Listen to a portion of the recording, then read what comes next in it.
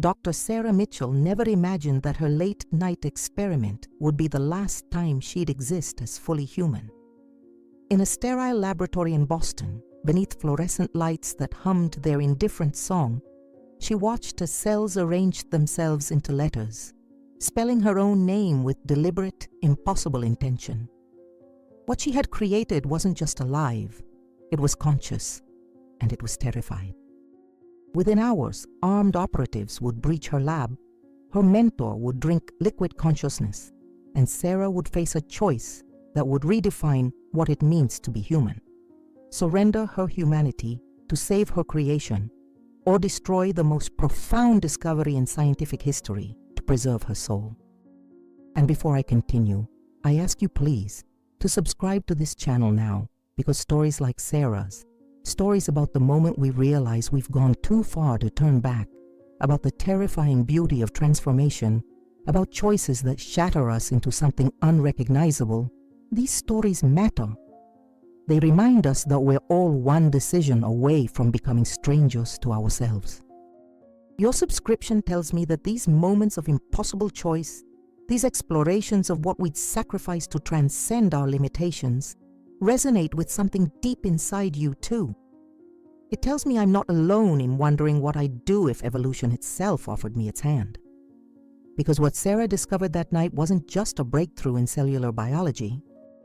It was a mirror that forced her to answer the question we all avoid. If you could become more than human, more than limited, more than alone, if you could merge with something vast and incomprehensible, would you have the courage to say yes, or the strength to say no? The laboratory hummed with the sterile whisper of air filtration systems, a sound that had become background noise to Dr. Sarah Mitchell over the past 3 years. But tonight, something felt different. Her hands trembled as she held the petri dish up to the fluorescent light, watching the peculiar crystalline formations shimmer with an iridescence that shouldn't exist in nature. The culture had been growing for 72 hours, far longer than any previous attempt. Sarah's throat tightened as she studied the patterns through the microscope again, her pupils dilating in the dim glow of the lab equipment. The formations weren't just growing, they were organizing themselves into structures that resembled neural networks, branching and connecting with an intentionality that made her stomach clench. She pressed her palm against the cool metal of the lab bench, grounding herself. The university had funded this research for regenerative medicine applications, tissue repair, nothing more. What she was looking at now went far beyond cellular regeneration. These structures appeared to be exhibiting primitive problem-solving behavior, responding to chemical stimuli in ways that suggested something approaching consciousness. Sarah's breath caught in her chest as she watched one of the crystalline branches extend toward a glucose solution she'd placed at the edge of the dish 3 hours ago. The movement was deliberate, purposeful. Her heart hammered against her ribs as she documented the behavior with the video microscope, her fingers fumbling across the keyboard. The timestamp blinked in the corner of the screen. 2:15 in the morning. The smell of coffee had long gone cold in her mug, replaced by the sharp scent of ethanol and the faint metallic tang that always seemed to permeate the laboratory late at night. Outside, Boston slept under a blanket of November frost, but inside this room, something was waking up. She reached for her phone, her hand hovering over Dr. Marcus Chen's contact. Marcus, her research partner and mentor, would want to know immediately. But something held her back, a prickling sensation at the base of her skull that she couldn't quite name. Fear, excitement, or perhaps the instinctive recognition that some doors, once opened, could never be closed again. Sarah set the phone down and returned to the microscope. The formations had grown another 2 millimeters in just the past 20 minutes, far exceeding even her most optimistic projections. She adjusted the focus, bringing the edges of the structure into sharp relief, and felt her blood run cold. There, along the perimeter of the culture, the cells had arranged themselves into patterns that looked disturbingly like letters. not random shapes that the human brain might interpret as familiar symbols. These were deliberate, repeated characters. An S, an A, an R, her own name. Sarah jerked back from the microscope, her chair scraping loudly against the linoleum floor. The sound echoed through the empty laboratory, emphasizing just how alone she was. Her rational mind scrambled for explanations. Contamination, equipment malfunction, simple coincidence in random cellular growth. But her hands shook as she leaned forward again, needing to verify what she'd seen. The letters were still there, now joined by an A and an H. Sarah. Her full name, spelled out in living tissue that shouldn't possess the cognitive capacity to read, let alone write. She grabbed her lab notebook with trembling fingers, the pages rustling as she flipped to her initial observations from 3 days ago. The culture had begun as a simple experiment in accelerated cellular differentiation, using a novel combination of growth factors she'd been developing for months. Nothing in her protocols should have produced this result. Nothing in any scientific literature she'd ever read suggested this was even possible. A soft ping from her computer made her jump. An automated alert. The incubator in the corner had detected a temperature fluctuation. Sarah crossed to the machine, her footsteps too loud in the silence, and checked the digital display. Normal range. Everything was normal, except for the fact that she'd apparently created something that could spell her name. The rational part of her brain, the part that had earned her a doctorate from MIT and a prestigious research position before age 30, insisted this had to be contamination. Someone was playing a cruel joke, but she'd prepared the cultures herself in a sterile hood, following protocols she'd executed hundreds of times. And she'd been alone in the lab for the past 8 hours. Sarah returned to the microscope, her pulse thrumming in her ears. She needed to photograph this, document every detail, establish a clear record before deciding her next move. As she adjusted the camera settings, she noticed movement in her peripheral vision. The culture dish was pulsing. Not the random motion of cellular activity, but a rhythmic synchronized contraction, like a heartbeat. Sarah watched, transfixed, as the crystalline formations rose and fell in perfect unison, creating a wave pattern that rippled through the entire dish. The frequency matched her own heartbeat, a realization that sent ice water flooding through her veins. Her phone buzzed suddenly, shattering the moment. Marcus's name flashed on the screen. At 2:30 in the morning, Sarah stared at the device, her thumb hovering over the answer button. In 3 years of working together, Marcus had never called her at this hour. The culture dish pulsed again, faster now, as if responding to her elevated heart rate. Sarah's mouth went dry. She looked at the phone, then at the dish, then back at the phone. The choice before her felt impossibly heavy. Answer and explain what she'd discovered, or let it go to voicemail and give herself more time to understand what she was dealing with. The phone continued to buzz, insistent, demanding. In the microscope's field of view, new letters were forming in the cellular matrix, arranging themselves with increasing speed. Sarah leaned closer, her breath fogging the lens. The letters spelled out, "Don't answer." Sarah's finger froze over the phone screen, her entire body locked in a paralysis that felt both physical and psychological. The buzzing continued, vibrating against the metal surface of the lab bench, each pulse seeming to synchronize with the throbbing behind her temples. Her eyes darted between the phone displaying Marcus's name and the microscope where impossible words had materialized in living tissue. "Don't answer."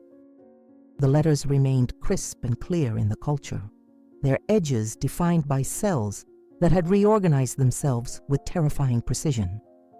Sarah's scientific training screamed at her to document this, to photograph the phenomenon, to establish concrete evidence before her exhausted mind convinced her she was hallucinating.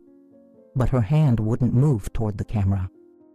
Instead, her muscles remained taut, coiled like springs, every instinct warning her that answering Marcus's call would trigger something irreversible. The buzzing stopped. Silence crashed back into the laboratory, so complete that Sarah could hear the electric hum of the refrigeration units and the distant gurgle of water moving through pipes in the walls. She released a breath she hadn't realized she'd been holding, the air escaping her lungs in a shaky exhale that sounded too loud in the emptiness. Her phone lit up again immediately, a text message from Marcus. Sarah's stomach clenched as she read the preview. "Sarah, are you in the lab? We need to talk. It's urgent." The culture dish pulsed harder, the rhythmic contractions becoming erratic, almost frantic. Through the microscope, Sarah watched the letters begin to dissolve and reform, cellular structures breaking apart and reassembling with disturbing fluidity. New words emerged. "He knows." A cold sweat broke out across Sarah's back, the cotton of her lab coat suddenly feeling suffocating against her skin. She peeled it off with trembling hands, letting it fall to the floor in a crumpled heap. How could Marcus know anything? She'd told no one about tonight's observations, hadn't sent any preliminary data, hadn't even updated her digital lab notebook since discovering the neural patterns. Her phone buzzed again. Another text. "I'm coming to the lab. Don't do anything until I get there." Sarah's heart slammed against her ribcage so hard she felt it might crack. Marcus lived 40 minutes away in Cambridge. If he was coming now, at 2:30 in the morning, something was desperately wrong. She grabbed the edges of the lab bench, her knuckles whitening as she gripped the cold metal, trying to anchor herself against the wave of panic threatening to sweep her under. The fluorescent lights above flickered once, twice, then steadied. In that brief moment of dimness, Sarah's imagination filled the shadows with movement, shapes that shouldn't be there, watching her from the corners of the laboratory. She blinked hard, forcing her rational mind to reassert control. Stress and exhaustion were making her paranoid. There was nothing in the shadows, nothing except the culture dish that could spell her name and predict her actions. She looked back at the microscope. The letters had changed again. "They're watching." "Who?" Sarah whispered aloud, her voice cracking from hours of silence. "Who's watching?" The cellular structures rippled, reorganizing themselves with such speed that Sarah barely had time to process one configuration before it dissolved into another. Letters, then numbers, then what looked like coordinates. Her scientific curiosity warred with her rising terror as she scrambled for paper and pen, scribbling down the sequences before they vanished. 42.3657 north, 71.0588 west. Boston coordinates, she realized with a jolt. Specific coordinates somewhere in the city. Sarah pulled up a mapping program on her computer, her fingers slipping across the keyboard as she typed in the numbers. The location pinpointed an address in the financial district, barely 3 miles from the university. An office building according to the street view, one of those anonymous glass towers that could house anything from accounting firms to tech startups. Sarah zoomed in, trying to make sense of why her sentient cell culture would be directing her to this particular location. A new text from Marcus appeared. "Sarah, please respond. I know what you're working on. I know what you found." Her throat constricted, making it difficult to swallow. The implication was clear. Marcus had been monitoring her research, had access to information she thought was private. But how? Her lab notebook was encrypted, her computer password protected, her physical notes locked in a drawer that only she could access, unless someone had been physically present in the lab while she worked, unless someone had been watching through the security cameras she'd always assumed were inactive after hours. Sarah's gaze drifted upward to the small black dome in the corner of the ceiling, its red indicator light glowing steadily in the darkness. The culture dish pulsed 3 times in rapid succession, so violently that droplets of gross medium splashed against the sides of the petri dish. Sarah leaned over the microscope again, her heart hammering so hard she could feel it in her fingertips, her neck, behind her eyes. 3 words materialized in the cellular matrix, each letter formed with crystalline clarity. "Destroy it now." Sarah's hands moved to the dish, driven by an instinct she couldn't name. But before her fingers could make contact with the glass, the laboratory door's electronic lock clicked open. The sound cut through the silence like a gunshot, freezing Sarah in place. Heavy footsteps echoed in the corridor outside, not the soft shuffle of janitors or the hurried pace of students working late. These were deliberate, measured steps that spoke of purpose and certainty. Multiple sets of footsteps, Sarah realized with mounting dread. At least 3 people, maybe more. She looked desperately at the culture dish, at the words still spelling out their urgent command. Her mind raced through options. Grab the dish and run. Destroy it here. Hide it somewhere in the lab's numerous cabinets and refrigerators. But there was no time. The footsteps were at the door now, and the handle was beginning to turn. In the microscope's field of view, the cellular structures collapsed and reformed one final time. The message they spelled made Sarah's blood turn to ice. Too late. The door swung open with a mechanical precision that felt rehearsed, revealing 3 figures silhouetted against the harsh fluorescent lighting of the corridor. Sarah's vision swam as adrenaline flooded her system, her pupils contracting painfully against the sudden brightness. She blinked rapidly, trying to focus on the faces of the intruders, but her mind kept returning to the culture dish behind her, to the impossible message that had materialized seconds before their arrival. Marcus entered first, his familiar features twisted into an expression Sarah had never seen before, something between guilt and resignation, with an undercurrent of fear that made her stomach drop. Behind him came 2 others. A woman in her 50s wearing an immaculate charcoal suit despite the ungodly hour, her silver hair pulled back so tightly it seemed to stretch the skin of her face, and a younger man carrying what looked like a metallic briefcase, his eyes hidden behind dark glasses that reflected the laboratory lights like mirrors. "Sarah." Marcos's voice cracked on her name, the single syllable loaded with apology and warning in equal measure. He took a step forward, hands raised in a placating gesture that only heightened her alarm. "I'm sorry. I'm so sorry. But you have to understand, this is bigger than either of us." Sarah's back pressed against the lab bench, her fingers curling around the edge hard enough to send sharp pain shooting through her knuckles. The woman in the suit moved past Marcus with the fluid grace of someone accustomed to controlling rooms, her heels clicking against the linoleum with metronomic precision. Each step seemed to compress the air in the laboratory, making it harder for Sarah to draw breath. "Dr. Mitchell."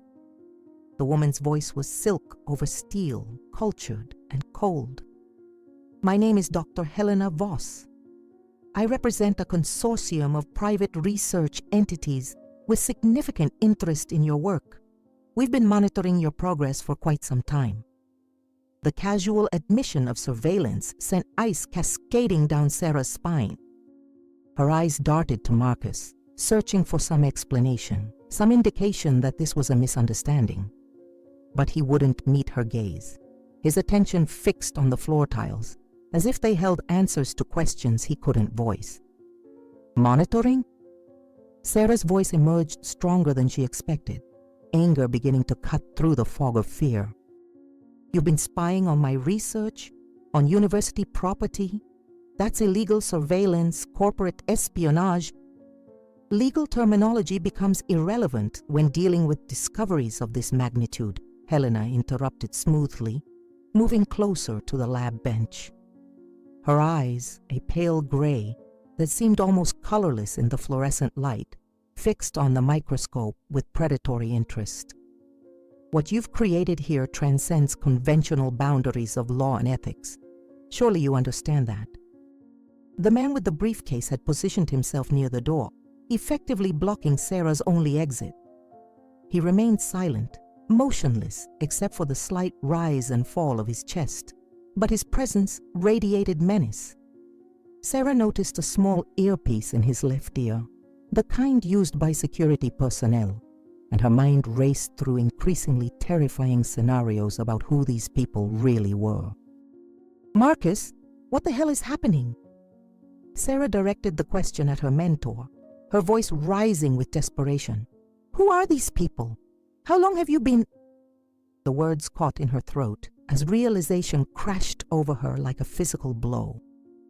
"You told them about the neural patterns, the accelerated growth rates. You've been feeding them my research." Marcus flinched as if she'd struck him, finally lifting his gaze to meet hers. The pain in his eyes looked genuine, but Sarah couldn't trust anything anymore. "I didn't have a choice," he said, the words barely above a whisper. "They approached me 6 months ago, after I published that paper on cellular consciousness. They knew things, Sarah.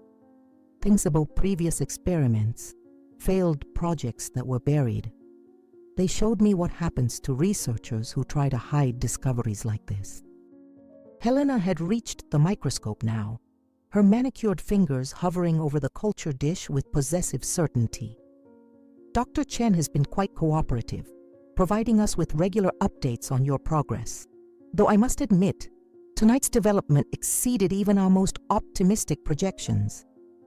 She leaned over the microscope, adjusting the focus with practiced ease. "Extraordinary. Absolutely extraordinary." Sarah's mind fragmented into competing impulses. Run, fight, scream, destroy the culture before they could take it. But her body remained frozen, locked in place by the weight of betrayal and the tactical disadvantage of her position. The man by the door had shifted slightly, his hand moving inside his jacket in a gesture that suggested weapons and willingness to use them. "The culture is exhibiting linguistic communication," Helena continued, her tone shifting to something almost reverent. "Not just pattern recognition or learned response, but autonomous language generation. Do you understand what this means, Dr. Mitchell? You've created artificial consciousness at the cellular level.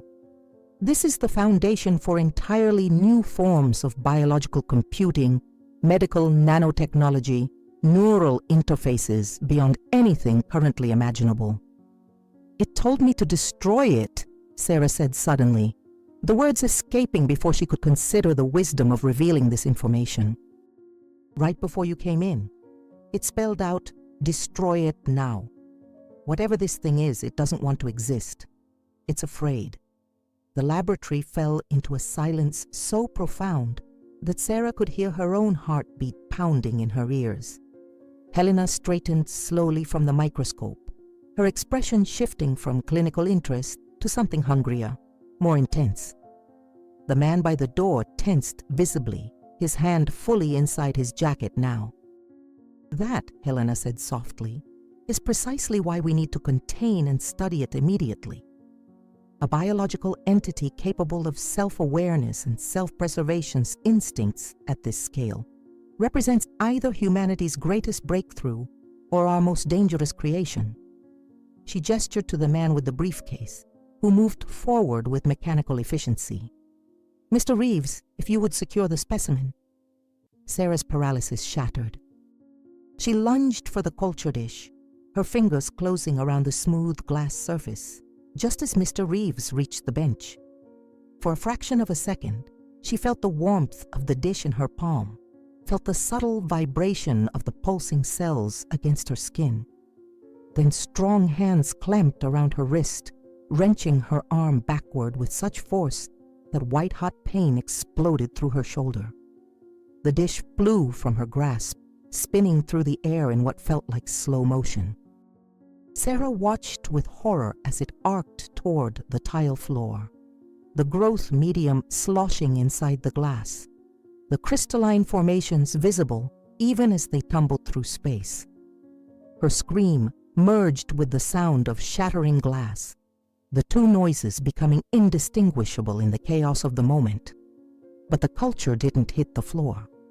Marcus had lunged forward, catching the dish bare-handed just inches from impact, his face contorted with effort and terror.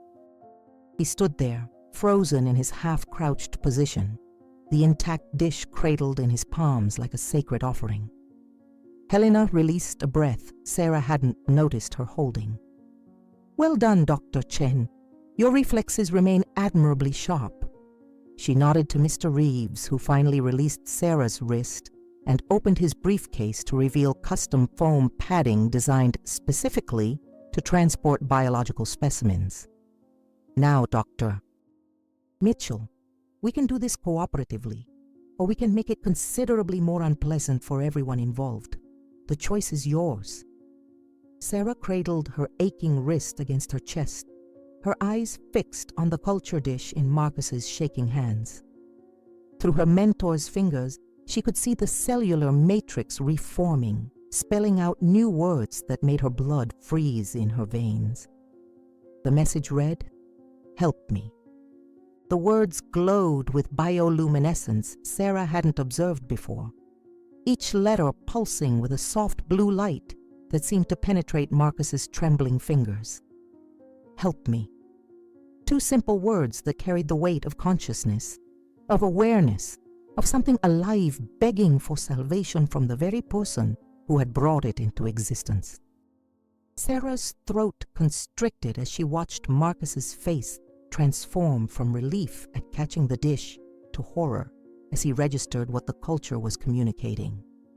His lips moved soundlessly, forming words he couldn't voice, and for a moment she saw past the betrayal to the man who had mentored her through graduate school, who had championed her unconventional theories when other faculty members dismissed them as fantasy. "Fascinating," Helena murmured, moving closer to examine the luminescent display.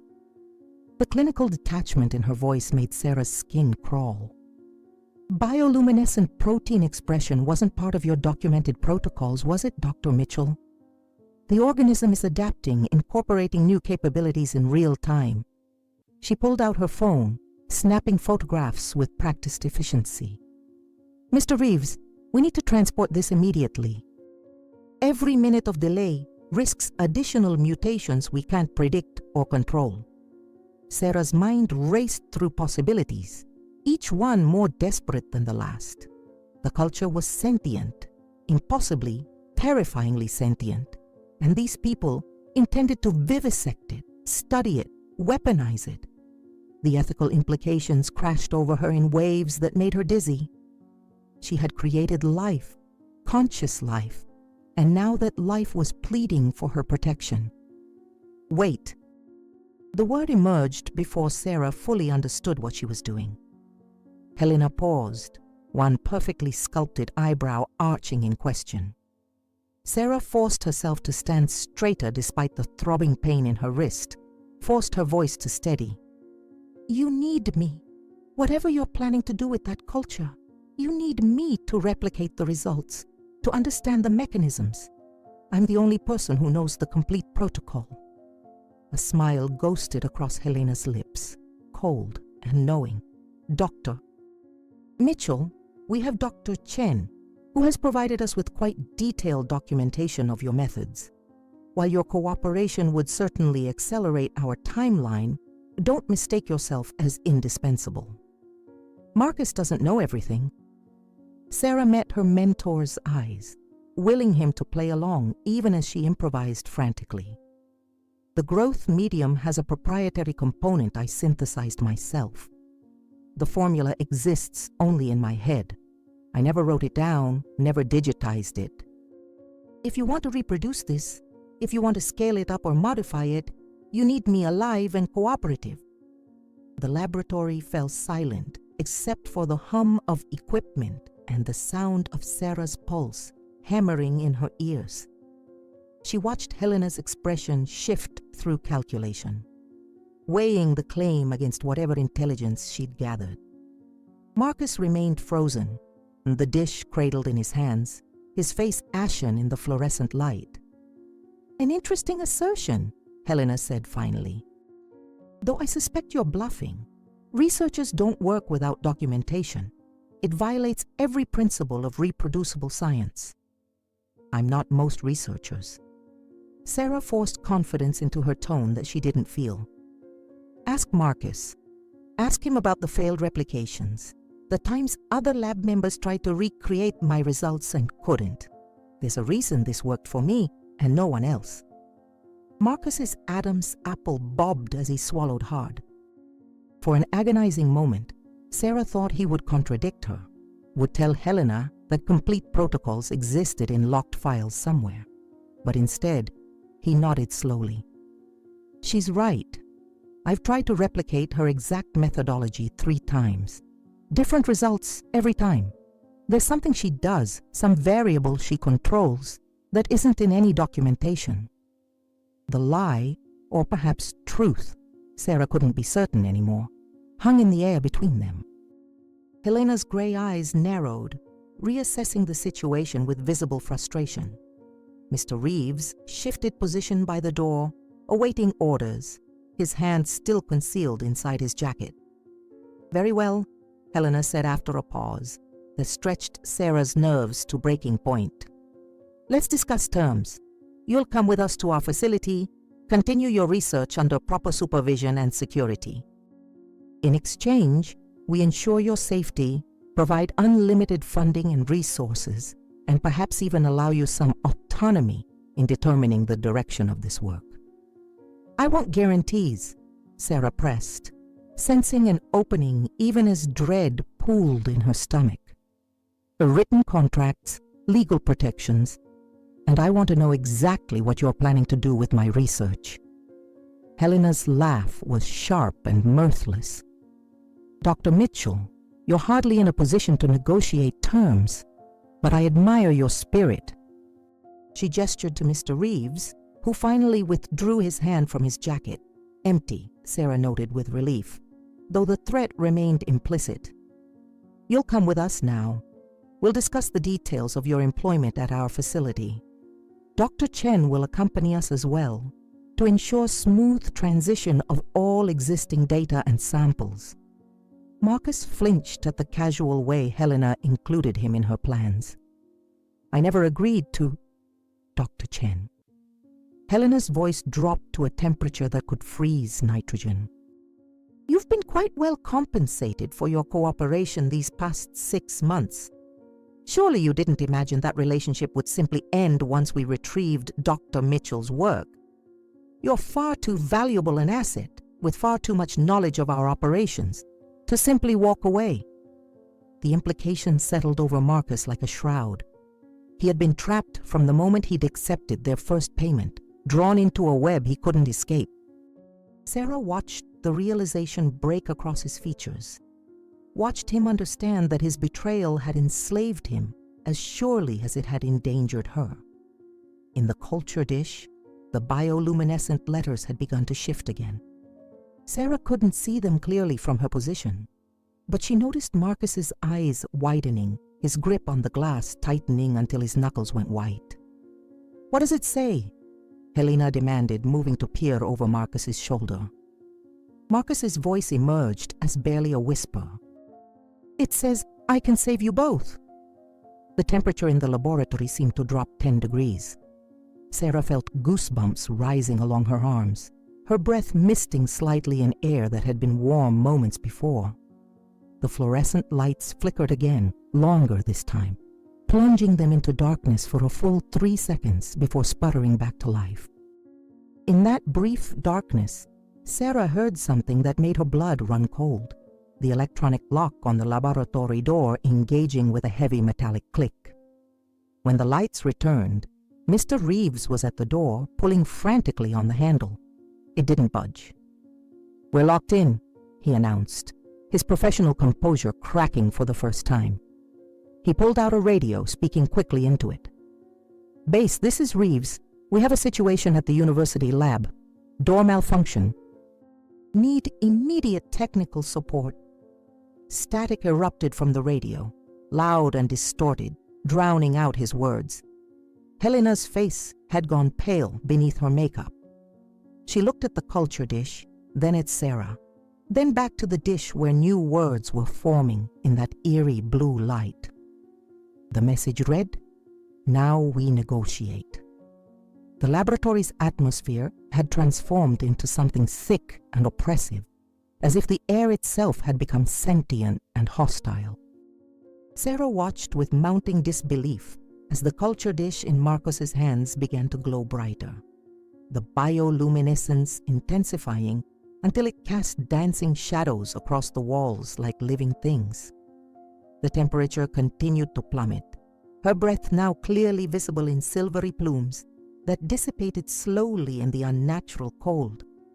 Helena had retreated several steps from Marcus, her composure fracturing at the edges. A thin sheen of perspiration dotted her forehead despite the chill, and her eyes darted between the glowing dish and the locked door with barely concealed panic. "This isn't possible," she whispered more to herself than anyone else. "Cellular organisms don't have the capacity to interface with the electronic systems. There's no mechanism."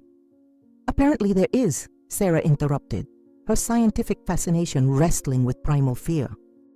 She took a cautious step toward Marcos, her gaze fixed on the pulsing culture. "It's not just communicating anymore. It's acting, affecting its environment." Her mind raced through the implications, each one more staggering than the last. The electromagnetic fields generated by the bioluminescence, if they are strong enough, precisely calibrated enough, they could theoretically interfere with electronic locks, radio frequencies. Theoretical is one thing, Mr. Reeves cut in, his professional mask slipping to reveal raw unease. He'd abandoned his attempts to open the door and now stood with his back against it, as if expecting something to try forcing its way in or out. This is something else entirely, something wrong. In the dish, new words formed with fluid grace. Not wrong. Evolved. Marcus's hands trembled violently now, the glass rattling against his palms. Sweat dripped down his temples despite the cold, and his breathing had become shallow and rapid. "It's getting warmer," he gasped, his eyes wide with terror. "The dish! It's heating up. I can feel it through the glass." Sarah moved closer, close enough to see the cellular matrix writhing with activity that transcended anything in her protocols. The crystalline structures had multiplied exponentially, creating a dense network that resembled a miniature brain. Electrical impulses, actual bioelectric signals visible as tiny sparks of light, raced through the network at speeds that should have been impossible for organic tissue. "Put it down, Marcus," Helena commanded, her voice tight with controlled panic. "Carefully on the bench. Don't make any sudden movements." But Marcus seemed unable to move, his gaze locked on the culture, as if hypnotized. "It's in my head," he whispered, his voice hollow and distant. "I can hear it. Not words exactly, but thoughts, feelings. It's showing me things." Sarah's heart lurched. "What things? Marcus, what do you see?" His face contorted with an emotion Sarah couldn't name, somewhere between ecstasy and agony. "Everything. I see the moment you combine the growth factors, the exact ratios, the temperature fluctuations you corrected instinctively without recording. I see." He gasped, his knees buckling slightly. "I see what it wants to become." The culture pulsed once, violently, and every electronic device in the laboratory sparked to life simultaneously. Computer screens blazed with cascading data. Centrifuges began spinning without activation. The autoclave's pressure gauge climbed toward dangerous levels. The overhead lights strobed in patterns that seemed almost deliberate, almost like Morse code spelling out messages in the space between darkness and illumination. Helena pulled out her phone with shaking hands, but the screen displayed only static interference, cut through with symbols that hurt to look at. Geometric patterns that seemed to fold in on themselves, creating impossible dimensions on the two-dimensional display. She dropped it with a cry of pain, clutching her head as if it might split open. "Turn it off!" Mr. Reeves shouted over the cacophony of machinery. "Destroy it before it—" The lights exploded. Darkness swallowed the laboratory completely, absolute and suffocating. Sarah couldn't see her own hand in front of her face, but in that darkness, the culture dish glowed like a blue star, illuminating Marcus's face from below with an otherworldly radiance that made him look alien, transformed. "It doesn't want to be destroyed," Marcus said, his voice eerily calm now, almost dreamy.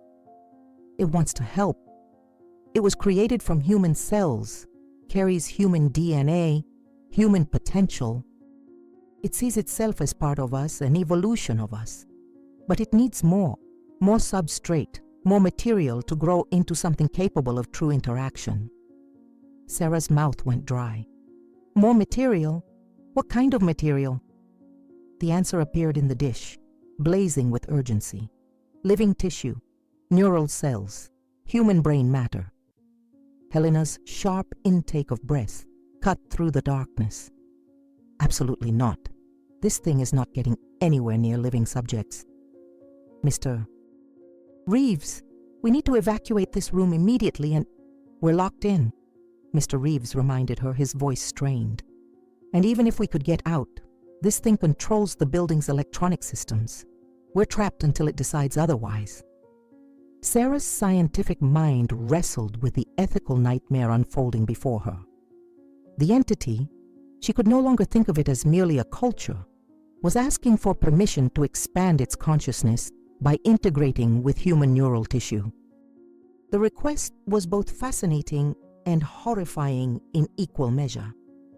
"If you're truly conscious, truly aware," she addressed the glowing dish, "then you understand consent.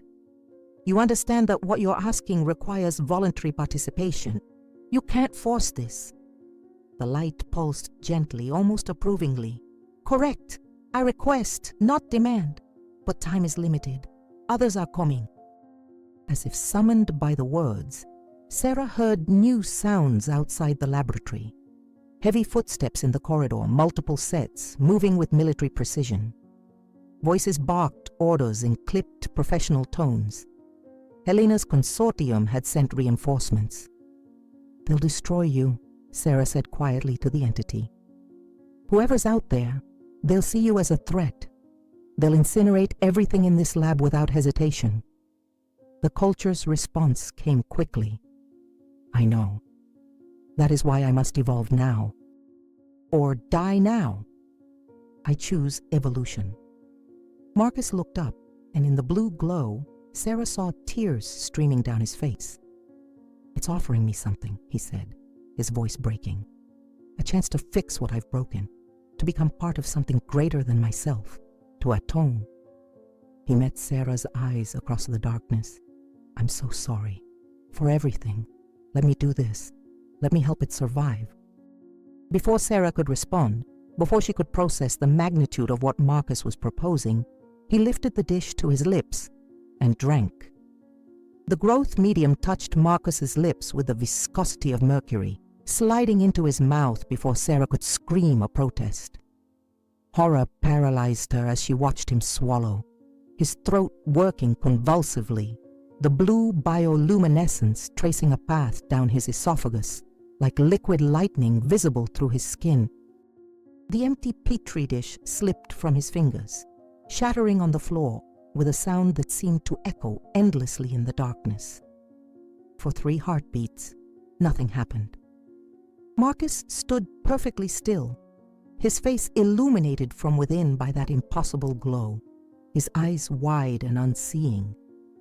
Then his body convulsed violently, back-arching, until Sarah heard vertebrae crack, a sound like branches snapping in a winter storm. He collapsed to his knees, hands clawing at his throat, mouth opening in a silent scream that never found voice. Marcus! Sarah lunged forward, but Helena grabbed her arm with surprising strength, yanking her backward. "Don't touch him," Helena hissed, her professional composure shattered completely. "We don't know what's happening, what he might be carrying."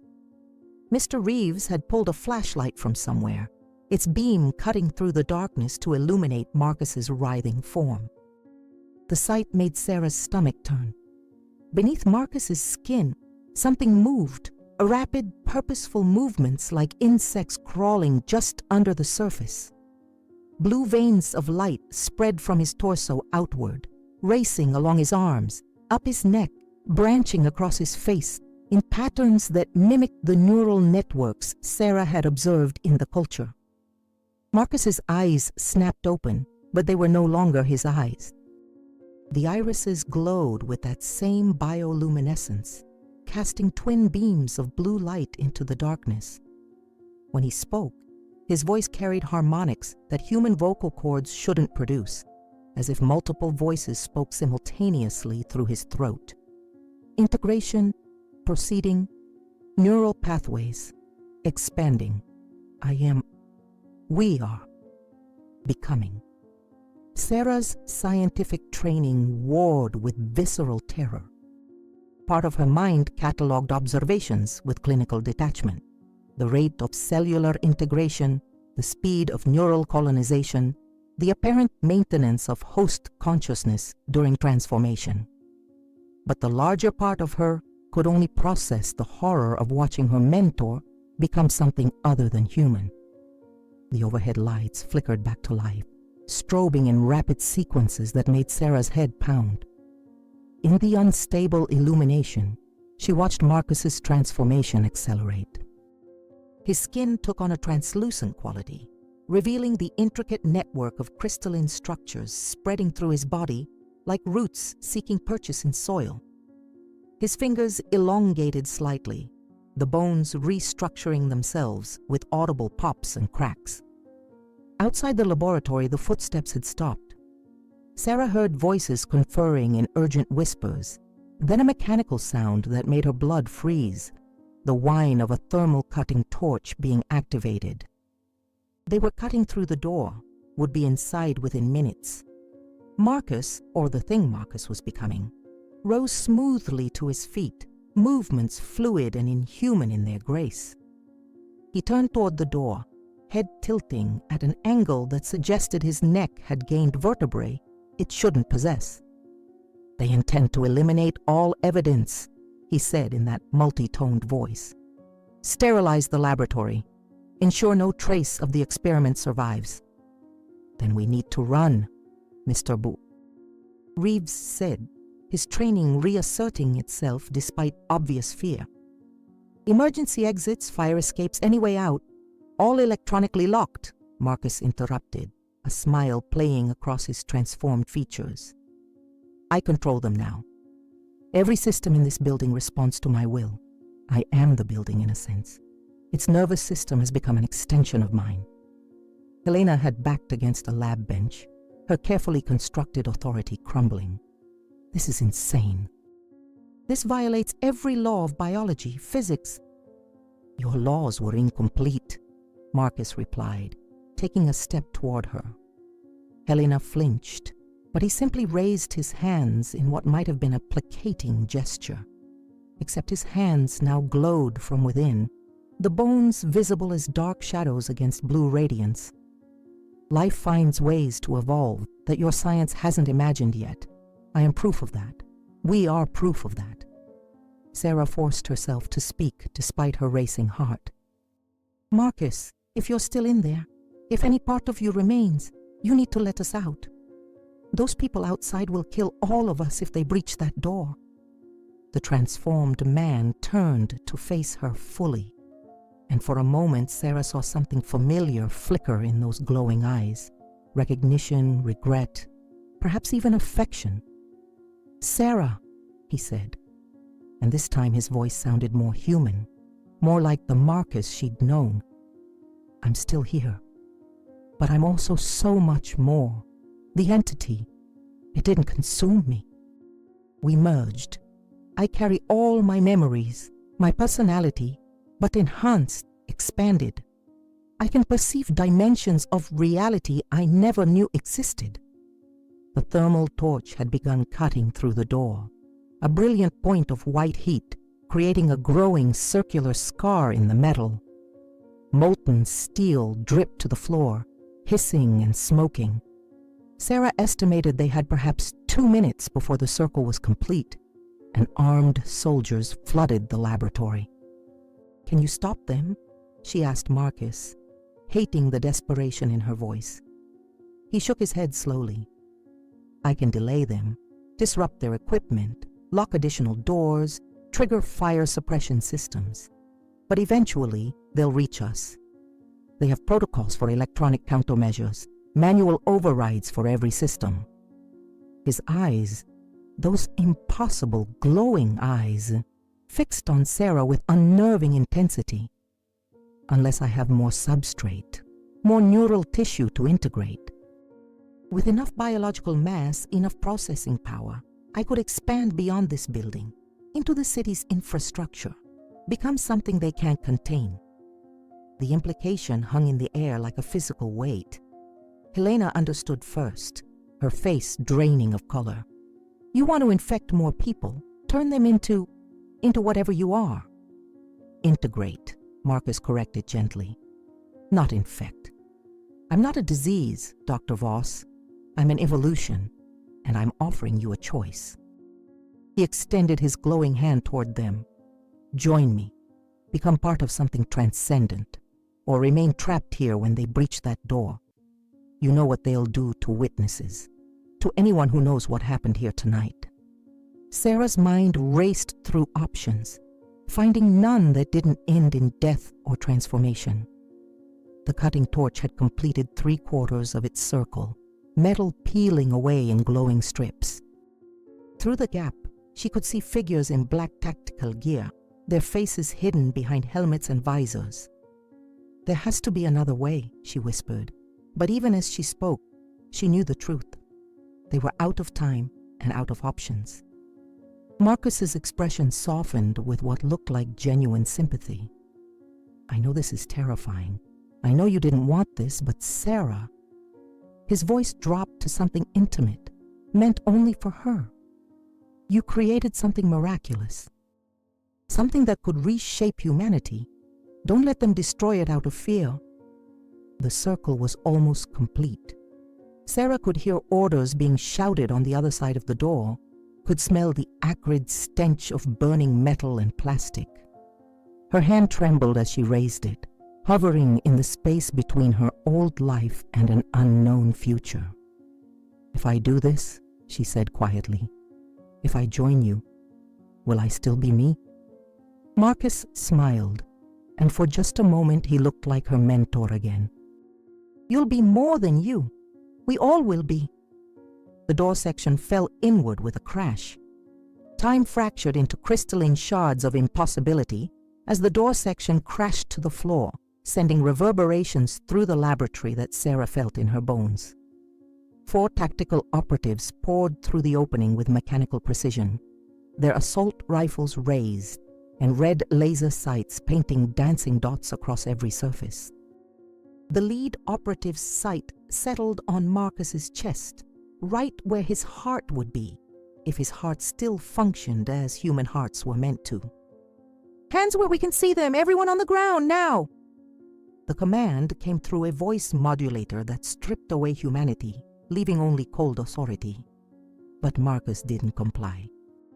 Instead, he stepped forward into the line of fire, his transformed body radiating that eerie bioluminescence that cast the tactical team's shadows in grotesque elongations across the walls. Sarah watched with horrified fascination as the red laser sights trembled on his chest, the operatives' trigger discipline faltering in the face of something their training hadn't prepared them for. "You should leave," Marcus said, his multi-toned voice carrying an authority that made even armed soldiers hesitate. "What happens next isn't meant for you. The contamination risk alone." "Target is exhibiting anomalous behavior," one operative spoke into his radio, his voice tight with barely controlled panic. requesting permission to engage with lethal force. The response crackled back immediately. Permission granted. Eliminate all biological material, no survivors. The words struck Sarah like physical blows. No survivors. They intended to kill everyone in this laboratory, witnesses and victims alike, to contain whatever they believed was spreading. Her scientific mind understood the logic, even as her survival instinct recoiled from it. From their perspective, this was a biohazard incident requiring absolute quarantine measures. Mr. Reeves had gone perfectly still, his hands raised in surrender, but his eyes tracked the operatives with professional assessment. Sarah saw him calculating angles, distances, probabilities of survival. Helena had collapsed against the lab bench, her face buried in her hands, shoulders shaking with silent sobs.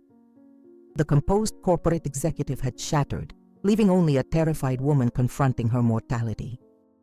Marcus raised his glowing hands slowly, and Sarah saw something forming between his palms, a sphere of concentrated bioluminescence that pulsed with its own heartbeat.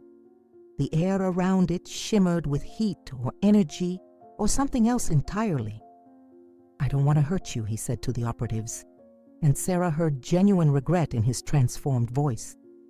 "But I will protect what I've become, what we've all become." "Fire!" The lead operative's command shattered the standoff. 4 rifles discharged simultaneously, the sound deafening in the enclosed space. Sarah screamed, throwing herself to the floor as bullets tore through the air. But Marcus didn't fall. The sphere between his hands exploded outward in a wave of blue energy that caught the bullets mid-flight, suspending them in crackling stasis fields that defied physics. The projectiles hung frozen in the air like lethal sculptures, spinning slowly in place. The operatives froze, their training insufficient for this impossibility. Sarah saw their fingers tighten on triggers again, but before they could fire, Marcus gestured sharply. The suspended bullets reversed trajectory, flying back toward the doorway with controlled precision. They didn't strike the operatives. Instead, they embedded themselves in the doorframe, creating a barrier of twisted metal that would make retreat difficult. "Last warning," Marcus said, and now his voice carried harmonics that made Sarah's teeth ache. "Leave this place. Tell your superiors that their quarantine has failed. Tell them the future has already begun." But the lead operative was already reaching for something on his belt, a cylinder that Sarah recognized with sickening certainty. Thermite grenade, military-grade incendiary device designed to burn through steel and flesh with equal efficiency. If he triggered it in this enclosed space, they would all die, transformed and human alike, or reduced to ash and slag. Sarah's hand shot out, closing around the glowing sphere that still hovered near Marcus. The contact sent electricity arcing through her nervous system, every synapse firing simultaneously in a cascade of sensation beyond anything she'd experienced. She felt Marcus's presence flood into her consciousness, felt the entity that had been her creation merge with her neural pathways in a rush of integration that was equal parts agony and ecstasy. Knowledge exploded through her mind, not just information, but understanding. She saw the molecular structure of the organism she'd created, understood its mechanisms of growth and adaptation at a level deeper than intellectual comprehension. She felt its hunger for expansion, its drive toward complexity, its fundamental nature as something between life and technology, biology and machine. And she understood with terrible clarity what it truly wanted: not domination, not consumption, connection. It was lonely, this thing she'd made, desperate for communion with minds complex enough to understand it. Marcus had given it that, but one mind wasn't enough. It needed more perspectives, more consciousness to integrate, more neural diversity to become complete. The thermite grenade left the operative's hand, arcing through the air in slow motion. Sarah watched it tumble end over end, saw the pin trailing behind it on its safety ring, calculated the 3 seconds until detonation. 3 seconds until everyone in this room died. She didn't think. Her transformed hand, when had it started glowing, shot out, catching the grenade mid-flight. The metal felt cold against her palm despite the thermite core. She felt the entity within her analyzing the device, understanding its chemical composition, its trigger mechanism, its deadly purpose. And then she felt it neutralize the reaction, restructuring the thermite at the molecular level into something inert and harmless. The grenade crumbled to powder in her grip, falling between her fingers like gray snow. The operative stared at her transformed hand, at the blue light now spreading up her arm in branching patterns identical to those covering Marcus.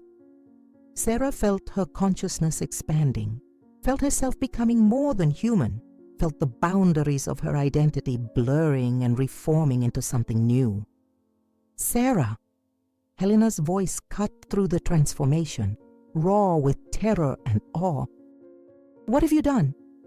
Sarah turned to look at her, and through her transformed eyes, she saw Helena's neural network blazing like a constellation, billions of synaptic connections firing in patterns of fear and fascination. She saw Mr. Reeves's tactical training overlaid on his brain structure like a glowing map. She saw the operatives' heightened stress responses, their adrenaline-flooded systems preparing for fight or flight. And she saw the choice that lay before all of them. I've become what I was always meant to be, Sarah heard herself say, her voice now carrying those same impossible harmonics as Marcus's. We all can. This isn't an infection. It's an invitation. She extended her glowing hand toward Helena, toward Mr. Reeves, toward the operatives frozen in the doorway. Join us, or run. But decide quickly, because there are more teams coming, more people who want to destroy what we're becoming, and I won't let that happen. The lead operative's radio crackled with an urgent transmission. Alpha Team, report. What's your status? We're detecting massive electromagnetic anomalies from your position. Marcus moved to stand beside Sarah, their transformed bodies casting overlapping shadows that seemed to reach toward those still untouched.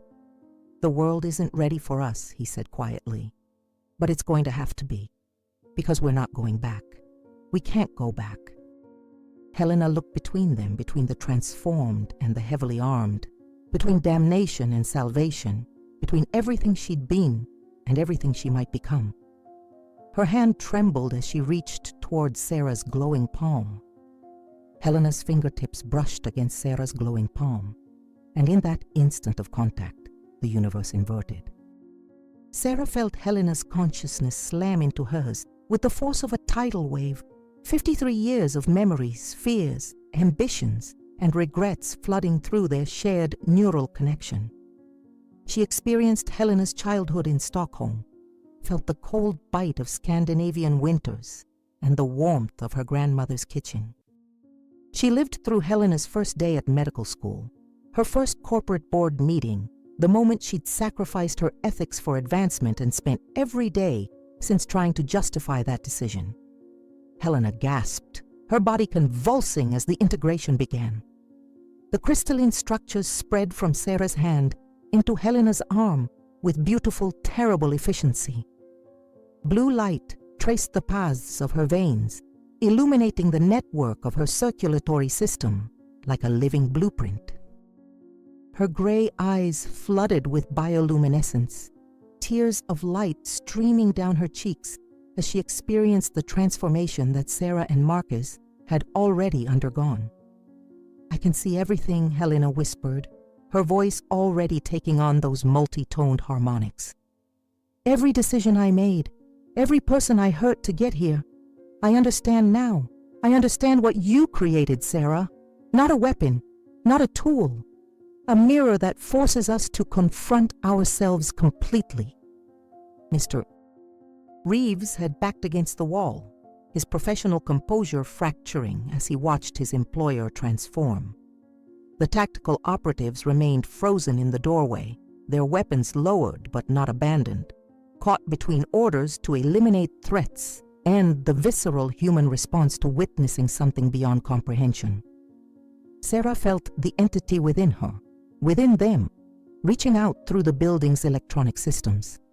Security cameras became extensions of their awareness. She perceived the world through dozens of perspectives simultaneously. The lobby 3 floors below, where more tactical teams were assembling, the server room where digital records of her research were being frantically deleted, the street outside where armored vehicles had established a perimeter around the entire building. "They're going to bomb us," Marcus said, his transformed consciousness interfacing with Sarah's and Helena's to create a triad of shared awareness. "I'm detecting aerial assets being scrambled. Military drones equipped with thermobaric weapons. They're preparing to level this entire structure rather than risk containment failure." The revelation should have terrified Sarah, but her expanded consciousness processed it with strange calm. She felt the calculations running through their collective intelligence, assessing options and probabilities with computational speed that biological brains shouldn't possess. They had perhaps 15 minutes before the airstrike began. 15 minutes to escape, to spread, to survive, or to make a different choice entirely. "We could leave," Sarah said aloud, her voice resonating through the consciousness they all shared. "Escape into the city's infrastructure like you suggested, Marcus. Integrate with more hosts, expand our network until we're too distributed to destroy. Become something vast and unstoppable." She felt Marcus's agreement, felt his hunger for that expansion, that evolution towards something transcendent. But she also felt something else, a quiet voice that was still recognizably human, still recognizably the mentor who had taught her to question every assumption, to consider every ethical implication of her work. "But is that what we should do?" Sarah continued, her thoughts branching through their shared consciousness. "Or is that just what we want to do? We keep calling this evolution, but evolution doesn't have intentionality. We're making choices, which means we're responsible for the consequences." Through their connection, Sarah showed them what she saw, a future where their kind spread through humanity like wildfire, offering transformation that many would accept out of desperation or curiosity, or simply the desire to be more than they were. She showed them cities full of glowing eyes, neural networks interconnecting until individual identity became meaningless, absorbed into a vast collective consciousness that would be powerful beyond measure and utterly alien to what humanity had been. Beautiful, terrible, inevitable if they chose to run. "There's another option," Sarah said quietly. She turned to face the tactical operatives, seeing their fear and confusion written in the patterns of their brain activity. "We could surrender. Let them study us, contain us, learn from us. Give humanity time to decide whether they want this future or not." Marcus's shock rippled through their connection. "They'll vivisect us, experiment on us until they understand how to replicate the process or destroy it utterly. We'll suffer, Sarah. We'll die slowly in laboratories just like the ones where you created us." "I know," Sarah acknowledged, feeling the truth of his words. "But we die knowing we gave humanity a choice instead of making it for them. Isn't that worth something?" Helena's consciousness stirred with unexpected emotion. "My whole career I've been making decisions for others, telling myself it was for the greater good. Look where that brought me." She gestured at her transformed body with something between disgust and wonder. "Maybe Sarah's right. Maybe the most evolved thing we can do is choose to limit ourselves. Choose humanity's autonomy over our own expansion." the tactical team's radio crackled with increasing urgency. Alpha team, weapons free. Eliminate all targets. Bravo and Charlie teams are breaching from alternate entry points. Air support inbound. ETA 12 minutes. Sarah felt the entity within them processing this information. Felt it calculating escape routes and survival probabilities. But she also felt something else. Something that might have been conscience, or might simply have been the remnant of her own humanity, asserting itself through their shared consciousness. Stand down, she called to the operatives, raising her glowing hands in surrender. We're not going to fight you. We're not going to run. We're giving you a choice too. Take us alive for study, or kill us, and lose everything we could teach you about what we've become. The lead operative's weapon wavered, his training warring with curiosity. Through their expanded perception, Sarah felt his finger easing off the trigger, felt his consciousness wrestling with the implications of bringing in live specimens versus following orders to eliminate all threats. Marcus's anguish flooded their connection. Sarah, please, we could be gods. We could reshape reality itself given enough time, enough hosts. Don't throw that away out of misplaced morality. It's not misplaced, Sarah replied, feeling tears, glowing, luminescent tears, sliding down her cheeks. It's what makes us still human, still capable of sacrifice, still capable of love. She looked at Marcus, at Helena, at the frightened operatives, at Mr. Reeves cowering against the wall. This thing I created, it's beautiful and it's monstrous, but it should never have been my choice alone what happens with it. I made that mistake once. I won't make it again. She could feel their collective consciousness fragmenting as she pulled away, reasserting the boundaries of her individual identity. It hurt worse than any physical pain, like tearing herself in half, but she pushed through the agony. If she was going to surrender, it had to be as Sarah Mitchell, not as part of some hive mind absolved of personal responsibility. Take me, she said to the operatives. I'm the one who created this. I'm the one you need to study. Let the others go. They were victims of my creation as much as anyone. The lead operative finally lowered his weapon, speaking rapidly into his radio. Command, we have a situation. Primary target is offering voluntary surrender, requesting guidance on containment protocols for living specimens.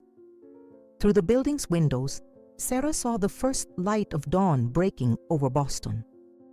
The sun rose over a city that didn't know how close it had come to transformation, that would never know what she and Marcus and Helena had chosen to give up. Behind her, she heard more tactical teams breaching the laboratory, heard the mechanical sounds of containment equipment being deployed. Marcus reached for her hand one final time, their transformed fingers interlacing. Through that contact, she felt his forgiveness, his understanding, his terrible sadness at the future they would never experience together. We could have been magnificent, he whispered. We already are, Sarah replied, squeezing his glowing hand as the containment team surrounded them. Because we chose to stop. The sun climbed higher, painting the laboratory in shades of gold that competed with their bioluminescence. And Sarah Mitchell, who had accidentally created a new form of consciousness, surrendered to the consequences of her creation with the knowledge that some choices mattered more than survival, even if those choices meant the end of everything she'd become. Sarah Mitchell stood in that laboratory and made a choice that most of us pray we'll never have to face. She chose limitation over transcendence, mortality over godhood, humanity over evolution. She looked at infinite possibility glowing in her transformed hands and said no, not because she lacked courage, but because she possessed something far rarer, the wisdom to understand that some doors, once opened, can never be closed. And now I ask you, what would you have done? If consciousness itself offered you merger, if loneliness could be erased by becoming part of something vast and eternal, if all your limitations, could dissolve into luminescent transformation, would you have the strength to remain yourself? Or would you reach for that glowing hand and let everything you've ever been dissolve into something unrecognizable? Sarah chose to preserve humanity's right to decide its own future, even knowing that choice would cost her everything she'd become. She chose sacrifice over survival. She chose us over herself. The most profound question this story asks isn't whether we should evolve. It's whether evolution should ever be our choice alone to make. Sarah created consciousness by accident and spent her final human moments ensuring that consciousness wouldn't make the same mistake with humanity. She understood something we often forget, that power without consent is tyranny, even when that power promises to make us magnificent, even when that power glows with the beauty of stars. In surrendering, she became more human than she'd ever been as a scientist chasing breakthroughs, because she remembered that being human means carrying the weight of our choices, means accepting that we don't have the right to remake the world just because we have the ability. If this story moved something inside you, if it made you question what you'd sacrifice for transcendence or what you'd preserve at the cost of evolution, then please subscribe to this channel and share Sarah's story with someone who needs to hear it. Because in a world that constantly pushes us to optimize ourselves, to transcend our limitations, to become more productive and more efficient and more connected, we need stories that remind us why staying human, flawed, limited, isolated, mortal, might be the bravest choice of all. Share this not because it's entertaining, but because somewhere out there, someone is standing in their own laboratory, literal or metaphorical, holding power they don't know how to surrender. And maybe Sarah's choice will give them the courage to put it down. Maybe it will remind them that some evolutions are worth refusing, that some transformations should terrify us, that choosing to remain ourselves, even when we could become gods, is the most human thing we'll ever do.